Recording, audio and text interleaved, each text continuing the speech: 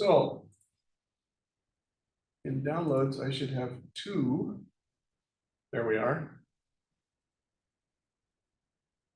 Let's queue these up.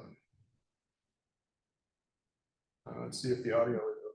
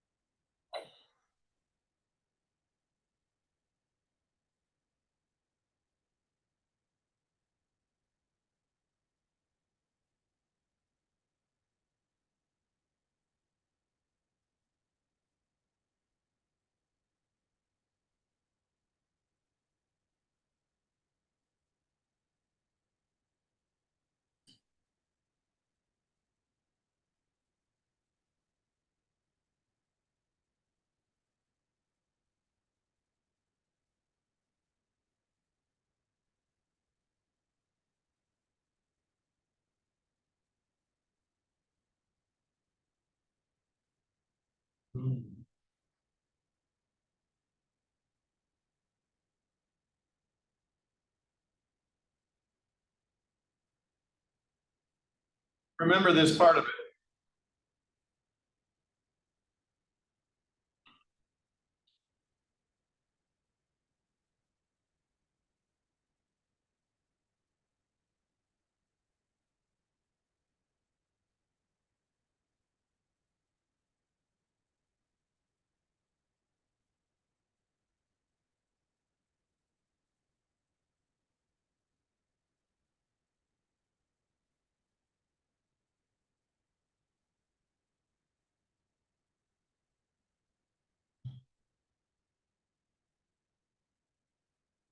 All right, so before we play the next segment, how does this relate to cybersecurity? Ooh, Aikido. I want you to think about malicious actors who are very gifted and serious about what they're doing. How do those contrast with the beautiful people in cybersecurity? By beautiful people, I mean the folks who are supposed to be the baddest ass hackers on the planet, and they brag about it. And they put out YouTube videos on how to use the tools. And they share their wealth of knowledge with everybody. How does that contrast with other adversaries in your environment? Well, Based on what you saw here. Go ahead, Jadel. well, as you said, I guess like on the aspect of ritual fighting would come into play, because you pretty much have to operate differently depending on your opponent. Because if it's, for instance, if it's a friendly cybersecurity person versus like another friendly, pretty much two white hats, they're not gonna go all out trying to deal as much damage as possible and wreak havoc, but they're going to pretty much do minimal damage that can be repaired later. Sully, how was the audio? Audio's good. You were able to hear the audio on that video clip and Jadel's remarks? I heard Jadel's remark, not the audio. Okay. You heard mine? Yeah, I can hear you. Okay. So he said, we don't do the tournament stuff. Mm-hmm. Has anyone ever heard of something time-honored called capture the flag? Yeah, CTF. Yeah. Do you understand the parallel here? Right, the context is you have a tournament, you have a staged environment, you have quote unquote experts, and they're not the ones that are living by their wits in the real world, right? That's the point. So that the folks, your adversary, your serious adversaries, are the ones who never set foot in those environments. They just don't go to the MMA equivalent of a cybersecurity context, right? right? They don't follow the rules. No, they do don't. Whatever it They don't put themselves out there. They don't do that kind of stuff. And if you notice, this gentleman, this master, reserved only certain methods for certain conditions. Mm-hmm. And he basically knew that when he was dealing with novices, he had to shift, right? Mm-hmm. So one of the things that we do that's classic in a cybersecurity forensic context is Sun Tzu. Have you heard of The Art of War. The Art of War, right? Sun Tzu. Mm-hmm. There's another novel you should become acquainted with, and it's deadly serious, and it's on a par with Sun Tzu, except it has more to do with business process.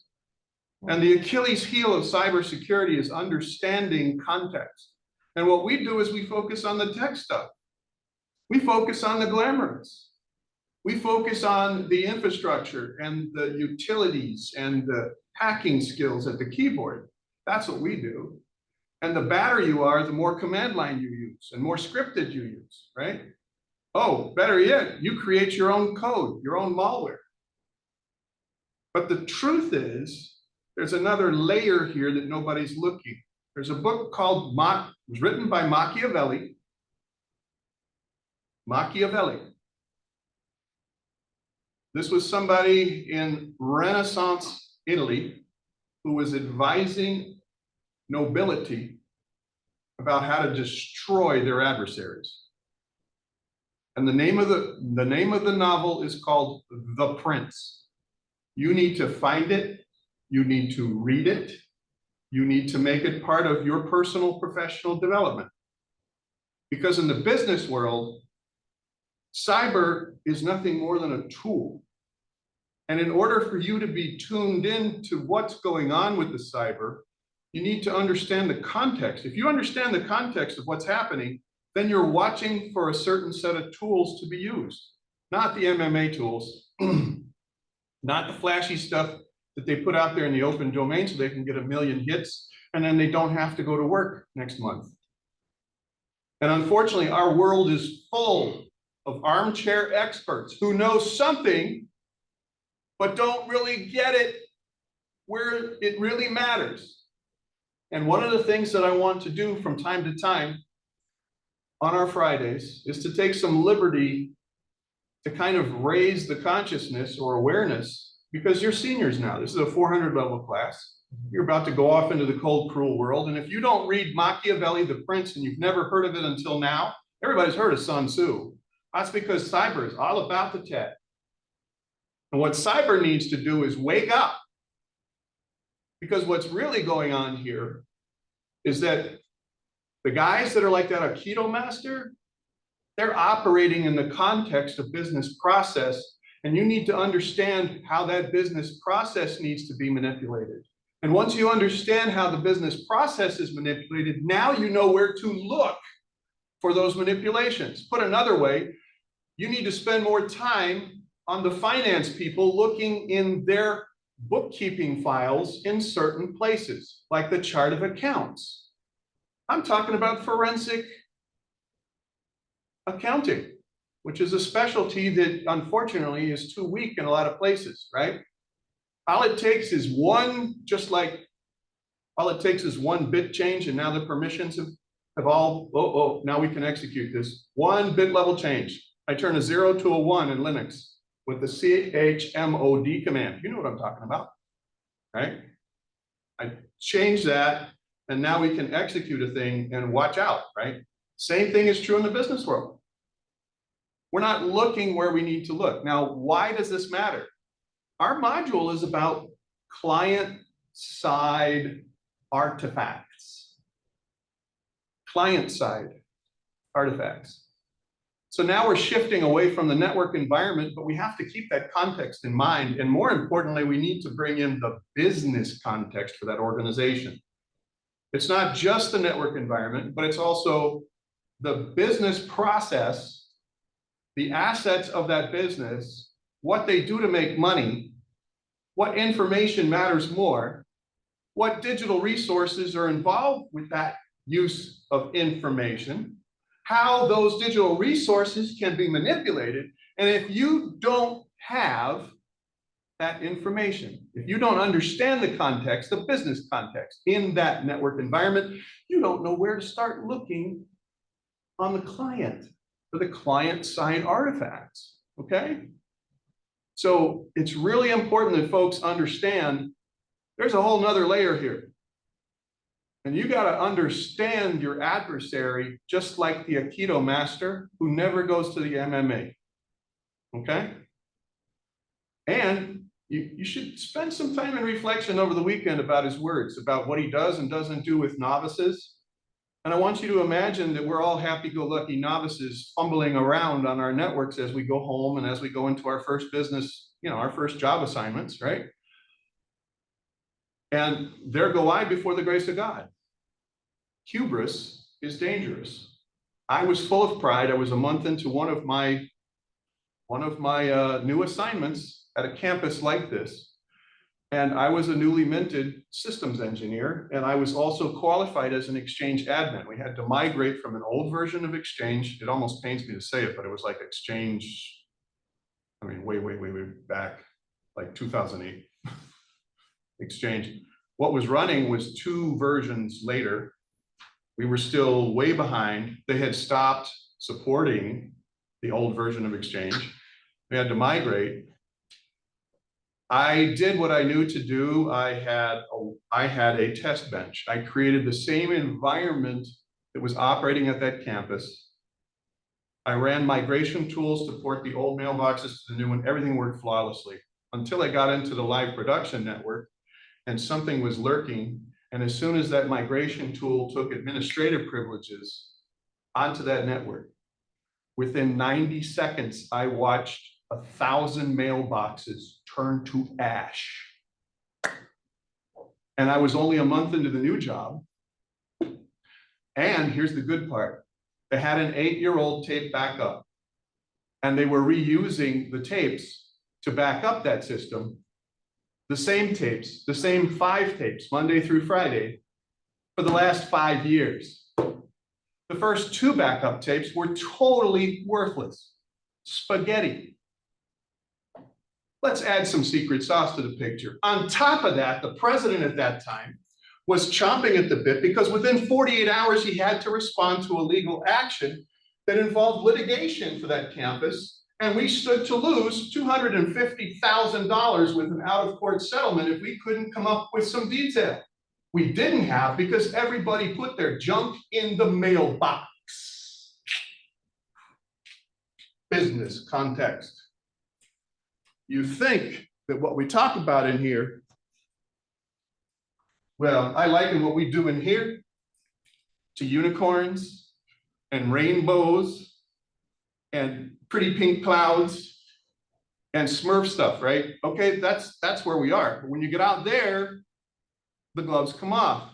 And the people in the arena are not MMA fighters. They like to prance around. So it's just some context for you. Now, let's shift a gear here. Value added. I will be sorely disappointed if you don't post in a discussion I'm going to put in this module for academic credit about what do you think about Machiavelli and the Prince.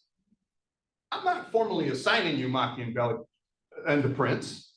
I'm going to be disappointed if you don't have anything intelligent to say about it because I'm going to know you didn't log the time, you didn't check it out, and you didn't do what I'm telling you you need to do. And it has nothing to do with the tech stuff, right? Start reading. And if it doesn't make sense, just keep reading. And some of those things will start to click. Now, this is an old Italian dude, and he has certain kinds of language. And it's almost like reading Shakespeare at times, full disclosure. We think reading the ancient Chinese is exotic and cool. And I want you to trick yourself that the Renaissance Italian works the same way. Because you're going to have to trick yourself. This is like eating broccoli, okay? I'm not going to lie to you. I'm not going to lie to you. Broccoli's pretty great.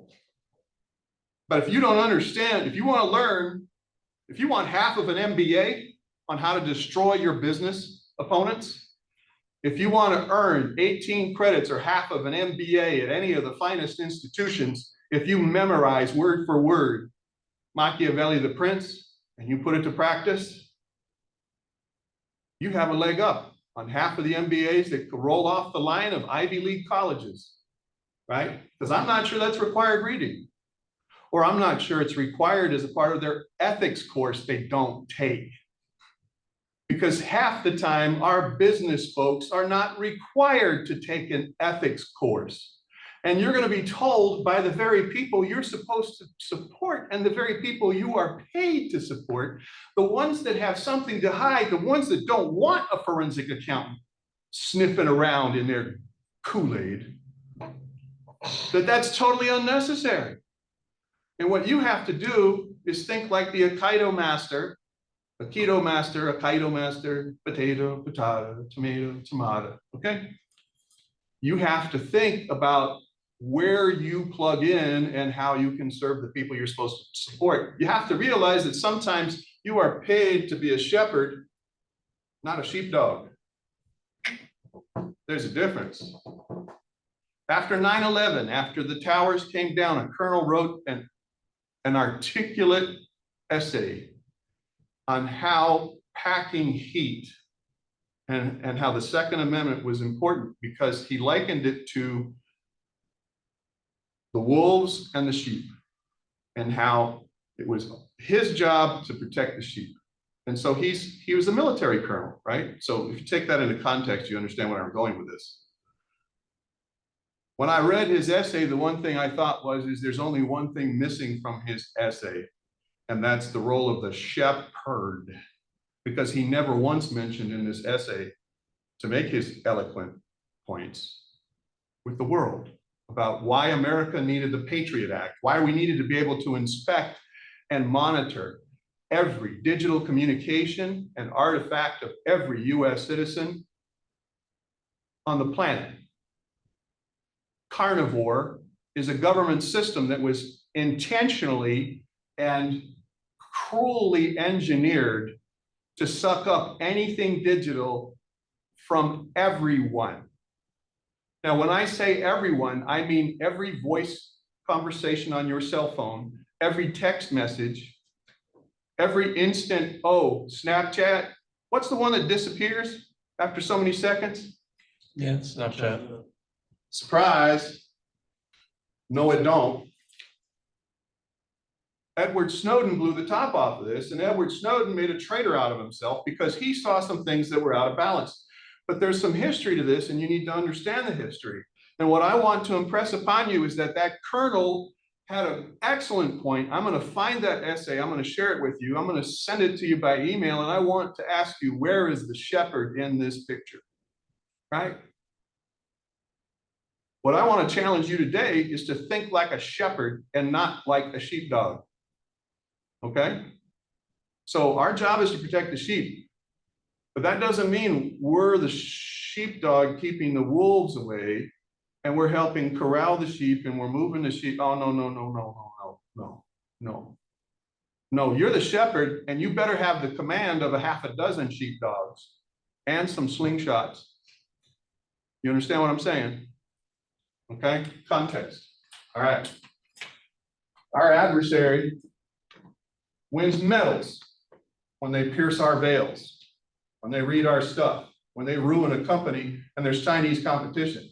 Cisco was the reigning champ of the network universe for the last 25 years until Chinese competition copied the crap out of all their technology, and now you can buy their stuff and it does more for less than half the cost of Cisco. And now the rest of the world is in love with Huawei, or however you pronounce it. There's a cute little YouTube video on how do you pronounce Huawei. I don't even know how to spell the rest of it. Just Huawei, right? Yeah. So we, and what is that about? It's about money, right? And don't they want to cripple somebody? So you get rid of Cisco because you're spending too much on it? Oh, okay. The other one. Here we go. No, it's the same one. Yeah, it's the same one. Other one. Other one. Oh, this one's cute.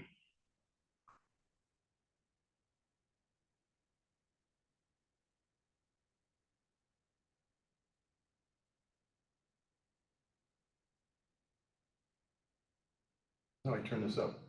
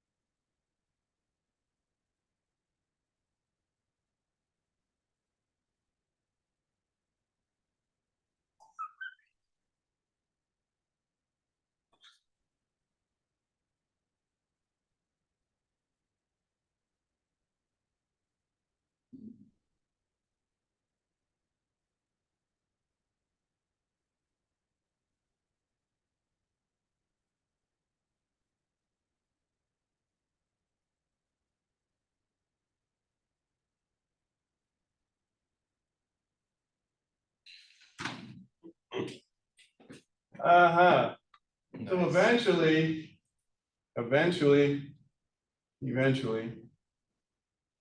here is something that, all right, so what I'm gonna do now, in our next segment, we're gonna go back to our DNS server.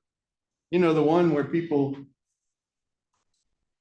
turn some of their home devices and there was a single reference to Pornhub. We did this on Wednesday, didn't we? Yeah. Okay, and it was just a single reference to Pornhub, but none other one, right? So we didn't see a whole splash of other ones. Yeah, no. So that tells me, I think, we had a pop-up, it was ignored. People went on about their business, they didn't respond to it. It's not the only thing. Could be pianos. Free pianos, Oh. free pianos. We were just talking about this week on our campus, there was an email that was something about the pianos and you had to click, right? And it's the redirection, okay? No. It's the redirection. It's not. Is it there? What I want to do is take a quick look at the DNS cache and then I'm going to clear the cache. Now in 220 in Intro to Cyber, I showed them how quick and easy it was to basically reset the service and clear the cache, because that's a two-step process. When we clear the cache, we're taking the text records and blinking them. And when we restart the service, we're taking what's in memory and blanking it. Does everybody understand the difference?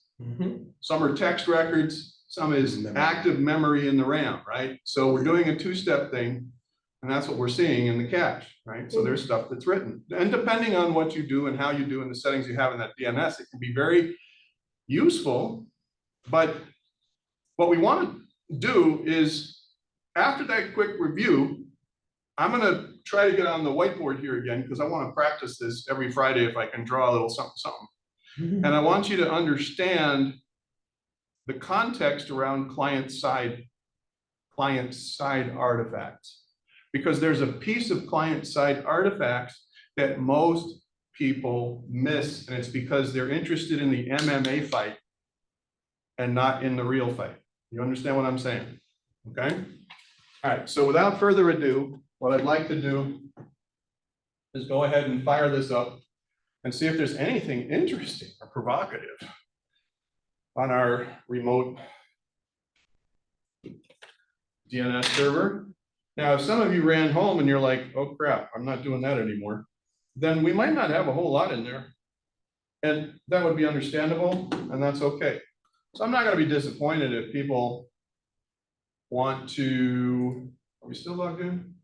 Oh, that's so nice, we're still logged in, okay. And not so nice that we're still logged in. Yeah. Because, well, all right, you get the point. So I need to set up a screw. everybody sees this, right?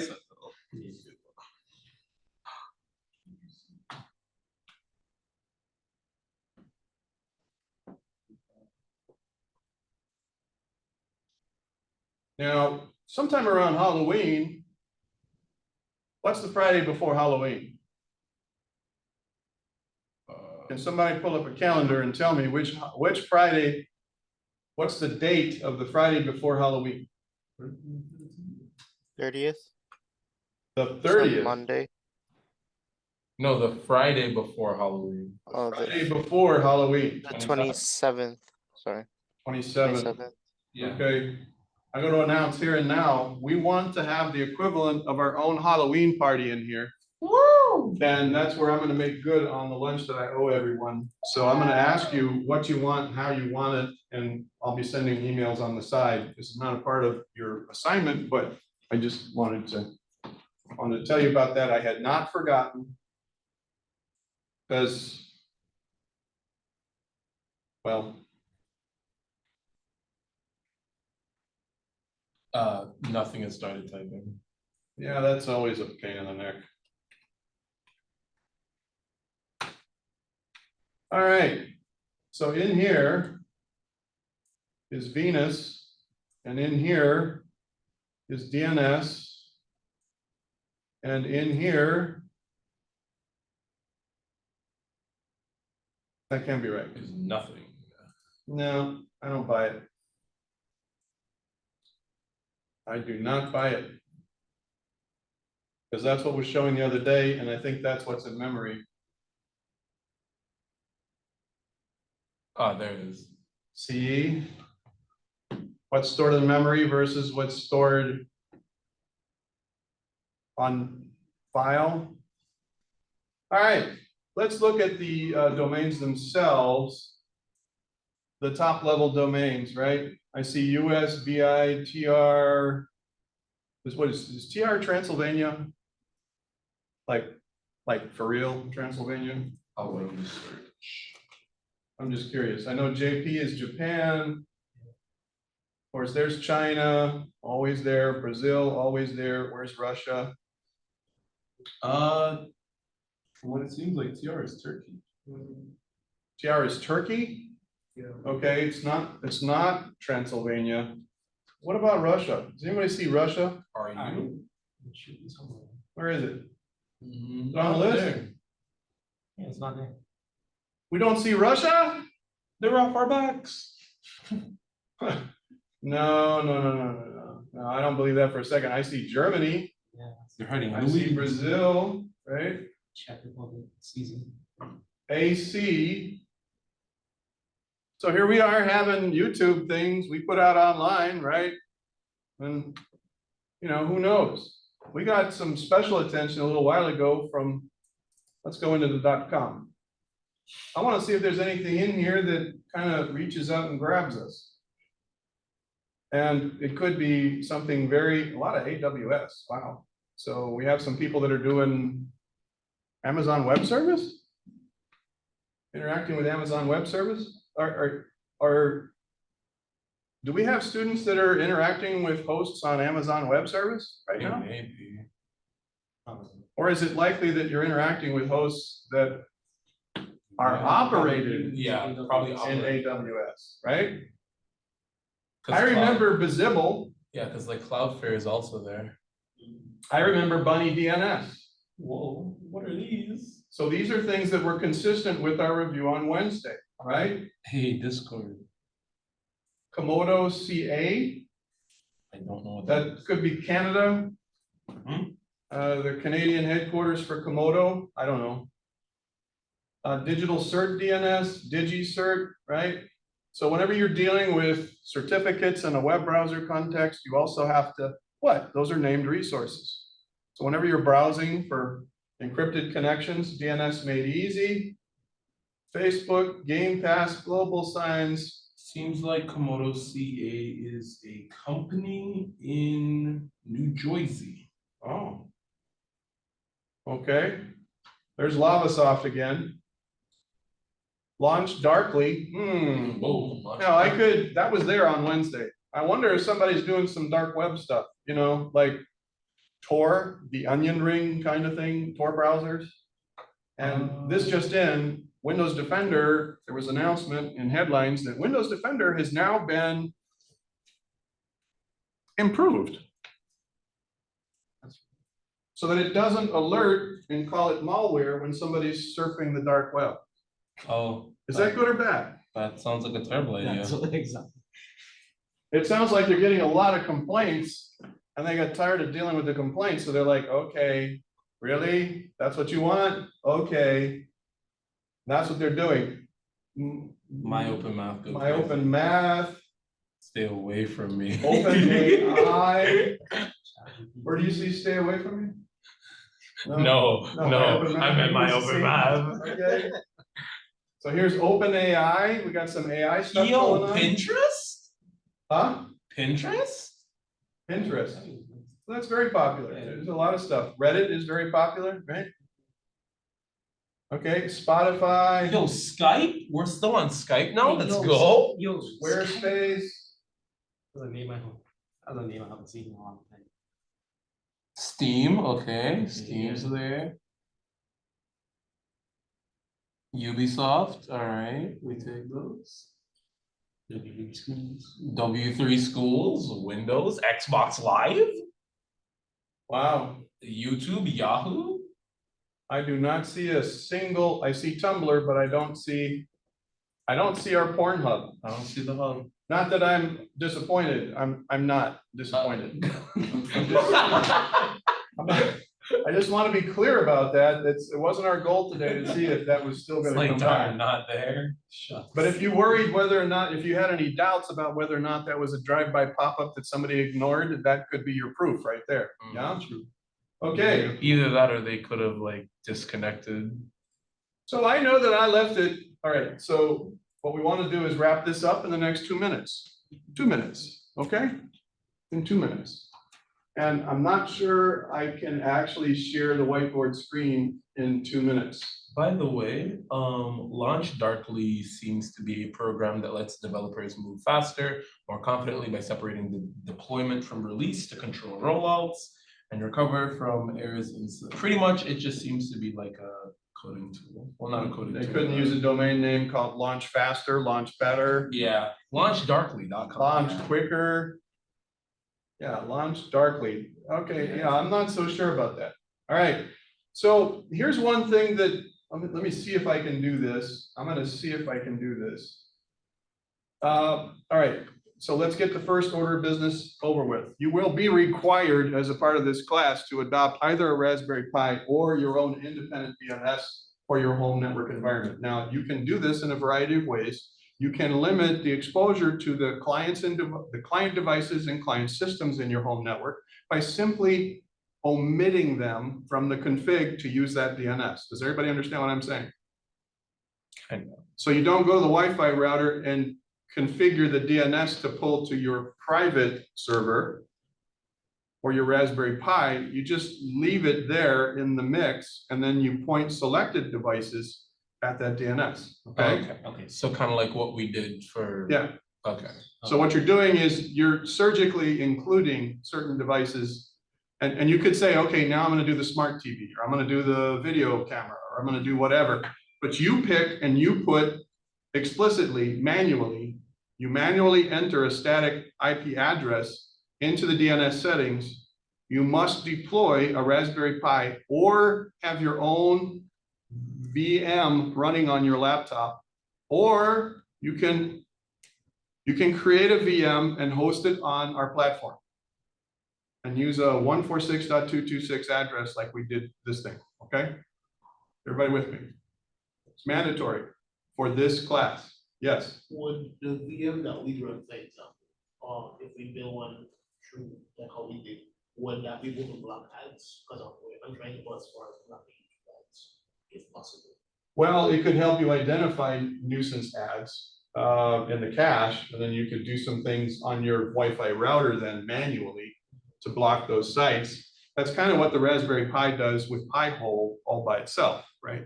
So that's just one thing. That's the first order of business. The second order of business is understanding this. Okay, so let's see if we can wrap it up in 30 seconds or less, because at 10 o'clock you all turn into pumpkins and you have to be somewhere else. And sorry, we got started a little late. I'm gonna do netstat. And what is it that, what is it we use to get the binaries that are responsible for the sockets? It's a dash A or a dash B? Oh, requires elevation, all right? No, Nuts, okay, should have done this. yeah, and admin. Now we're cooking with gas. Oh, okay, now you're just gonna start. There we go. There it is. Now we do dash. Netstat, That's dash that. B. Dash B. And just for giggles, I'll do this. We'll redirect to C:\tab, backslash. What? Yeah, that's that dot txt. That's that underscore, what is it? Today's date, 6/OCT23 Mhm. .txt. I'm gonna let that run for a second. True or false, a kernel level exploit will not affect the output of this command. True or false? True. That's false. True or false? A kernel level exploit will not affect this. For our Ethernet, the upstream traffic. True or false? Upstream traffic. False. When you have a kernel level exploit, the odds are pretty good. The person who's not in that MMA ring, the real gifted person, they've already figured out a way to feign or fake that there's a problem here. And here's the part I want you to understand about client-side artifacts. You have to run those from other devices. You have to have a Kali box that's running, one that you just downloaded, one that has a proper hash, one that's untainted, that you're operating with confidence. You have to have other devices that are going to use Nmap against the ports that are listed here. What am I saying? To get client-side artifacts, it is counterintuitive to think that you're only doing it on the client itself. Because if the hacker owns the client, you won't know. But you should be able to do an Nmap against the same ports that are showing from here, yeah? So when you get a netstat result and it shows certain IP addresses and certain ports, should they not also appear in an Nmap scan of that same device or system from another screen? You understand what I'm saying? Client-side artifacts are not always from the client. Here's one more wrinkle I'm going to share with you, and then we're done for the day. Sometimes the third party presentation, right? We'll call the third party systems and devices. You conduct analysis of the local network environment using other devices and systems, right? That's what we're talking about. Let's say that you see something in Nmap, but you don't see it here. Sometimes the client-side artifact from the client itself that shows zip is your proof that you have problems. I don't know if that makes sense, but the absence of a thing is also a telling detail, and it needs to be an artifact. I have CPU cycles that, I mean, my machine is hot. The battery's running down. It's a brand new battery. I've done a test on the battery. The battery is good. The battery's supposed to last 4 hours. Instead, the battery lasts 90 minutes. And when I'm connected, the little blinkies are going crazy. And everybody is slow on the internet. And there's a huge upstream flood of traffic going up, right? My point is that you're going to see other things, and that has to do with client side. And the fact that you don't see it on the client is significant just as much as something you do find on the client. Okay? That's the takeaway for today. All right. So with that, we're going to close out the session. Does anybody have any questions or comments, observations before we stop sharing, stop recording? For the pies, I'd like to get a pipe, so do we just consult with you? Or- Actually, what I'd like you to do is to walk with me to my office and you'll get a pie right now before you leave. Okay, if you want to do the pie and the pie hole, I got them ready and I can hand you the stuff that you need to start them up. Okay. If you want, all you have to do is send an email. You'll see in the assignment. This will be a formal assignment. So I'll tell you that you can do one of two things. We'll post it over the weekend. When you come in by Monday, we'll have your preference. Then we go from there. Okay. That's it for now.